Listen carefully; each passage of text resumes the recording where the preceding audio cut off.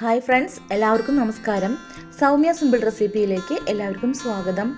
നമ്മുടെ ഇന്നത്തെ വീഡിയോ ഒരു ഷേക്കിൻ്റെ വീഡിയോ ആണ് കേട്ടോ. വളരെ പെട്ടെന്ന് നമുക്ക് തയ്യാറാക്കാൻ പറ്റിയ ഒരു മിൽക്ക് ഷേക്കിൻ്റെ വീഡിയോ ആണ്. നമുക്ക് വീട്ടിൽ പെട്ടെന്ന് ഒരു വിരുന്നുകാരൊക്കെ വന്നാൽ പെട്ടെന്ന് തയ്യാറാക്കാൻ പറ്റുന്ന ഒരു വീഡിയോ ആണ് കേട്ടോ. വീട്ടിൽ എപ്പോഴുള്ള സാധനങ്ങൾ വെച്ചിട്ട് ചെയ്തെടുത്തതാണ് ഞാൻ. അപ്പോൾ നമുക്ക് നേരെ വീഡിയോയിലേക്ക് പോവാം. അതിന് വേണ്ടിയിട്ട് മിക്സിയുടെ ജാർ എടുത്ത് വെച്ചിട്ടുണ്ട്. നമ്മൾ ജ്യൂസൊക്കെ അടിക്കണ ജാറില്ലേ, അതാണ് ഞാൻ എടുത്തിരിക്കണേ. അതിലേക്ക് ഒരു നേന്ത്രപ്പഴം ഇതുപോലെ കട്ട് ചെയ്തൊന്ന് ഇട്ട് കൊടുക്കുകയാണ് കേട്ടോ.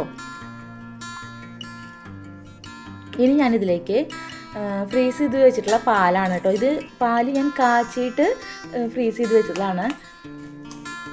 ഇത് ഇതുപോലെ ഇങ്ങനെ കട്ടയായിട്ടിരിക്കണം.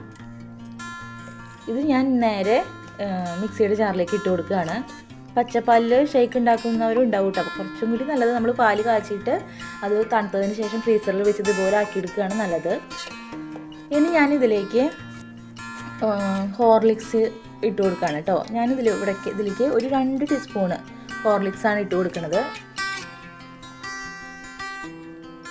നിങ്ങളുടെ കയ്യിൽ ഹോർലിക്സ് ഇല്ലെങ്കിൽ ബൂസ്റ്റ് ഇട്ട് കൊടുത്താലും മതി കേട്ടോ.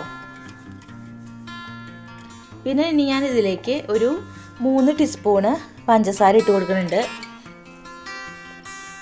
മധുരമൊക്കെ നമ്മുടെ ഇഷ്ടത്തിനനുസരിച്ച് വേണം ഇട്ട് കൊടുക്കാൻ. നിങ്ങൾക്ക് എത്രത്തോളം മധുരം വേണം വെച്ചാൽ അതിനനുസരിച്ച് ഇട്ട് കൊടുത്താൽ മതി. ഇതിനി നന്നായിട്ടൊന്ന് അടിച്ചെടുത്തിട്ട് കൊണ്ടുവരാം. ഇതേ കണ്ടില്ലേ, എല്ലാം കൂടി അടിച്ചെടുത്ത് കൊണ്ടുവന്നിട്ടുണ്ട് കേട്ടോ.